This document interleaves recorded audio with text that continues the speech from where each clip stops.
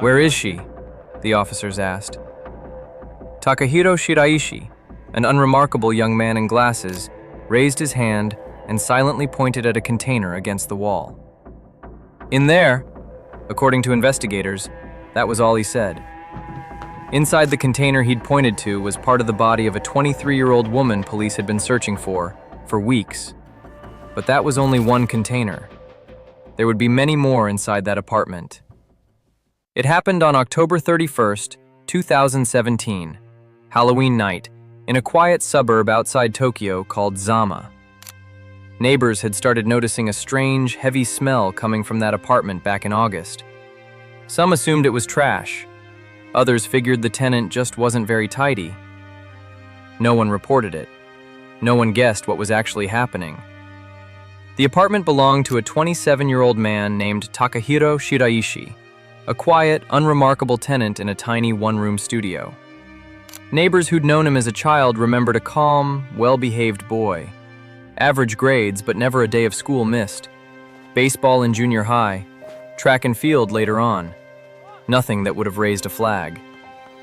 At one point, he'd worked as a street scout, recruiting young women for the nightlife industry around Tokyo. The kind of job that trains you to strike up conversation with strangers and earn their trust fast. Something shifted about 5 months before the killings. According to Japanese media reports, in June, Shiraishi told his father, "I don't know why I'm alive." On August 22nd, he moved into that apartment in Zama. Less than a week later, the killings began. On his social media profile, he called himself a professional hangman, claiming expertise in methods of hanging. His bio, in essence, offered help to anyone truly suffering and invited them to message him anytime. That's exactly how the 23-year-old found him, through a post about wanting to die, one he found himself and reached out to first. Weeks later, when she stopped responding to anyone, her brother decided to check her messages himself. He found a thread with an account hiding behind a name that roughly translates to hangman. That was enough to send him straight to the police. On October 31st, officers arrived at the address on a routine pretext. Just a few questions. A cooler box sat right by the entrance. One of them lifted the lid. By then, Shiraishi had already calmly told them where to look. The search that followed took hours. Containers, toolboxes, cooler after cooler, scattered across the tiny apartment, kept producing one discovery after another. Some were dusted over with ordinary cat litter, the kind sold in any grocery store. He'd used it to mask both the smell and whatever lay underneath.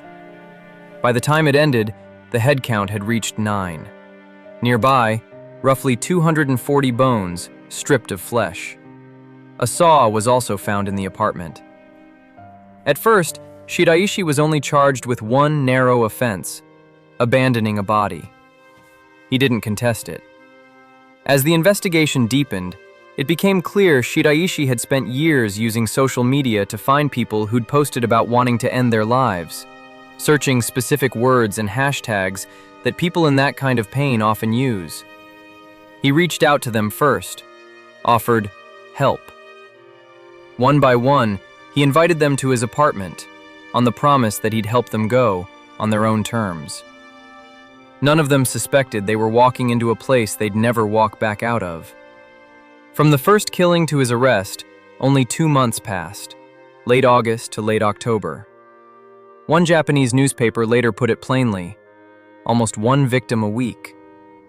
His victims were 8 women and 1 man, ranging in age from 15 to 26. 3 of them were still high school students. The final victim was a young man, the boyfriend of one of the murdered women, who appeared to have grown suspicious and gone looking for her himself. Identifying all 9 wasn't simple. Some victims were only identified later, through bank cards and phones found inside the apartment. At the time of the arrest, police weren't even entirely certain how many people had died. According to investigators, Shiraishi strangled his victims. Then, in his own bathroom, he dismembered their bodies, by his own admission, to destroy the evidence. The soft tissue he disposed of like ordinary trash. The bones he kept. In his own words, because their absence would have raised suspicion faster than their presence ever would. Japan has one of the lowest crime rates in the world, which is exactly why this case shook the entire country. National tabloids ran screaming headlines. One called it a killing room. An ordinary, quiet street in an ordinary, quiet suburb. And behind one of its doors, this. In court, Shiraishi denied nothing. He stated plainly that he'd killed for money, robbing his victims, and for his own gratification. His defense initially tried a different argument, that the victims had consented to die, and that any signs of struggle were nothing more than involuntary reflexes during strangulation. One single fact, established by forensic experts, dismantled that argument completely. Every one of the 9 victims, without exception, showed defensive wounds. The kind of marks left not by someone ready to die, but by someone fighting until the very end to live. Shiraishi himself eventually admitted there had been no consent at all. He killed them without it, purely for his own benefit. The trial, which began in 2020, held the entire country's attention. That December, the court found him guilty on all 9 counts of murder, along with assaulting several of the victims and desecrating their bodies. In his ruling, the judge called the crimes cunning and cruel, adding that Shiraishi had deliberately hunted people in their most vulnerable, most defenseless state. The sentence? Death. Shiraishi chose not to appeal.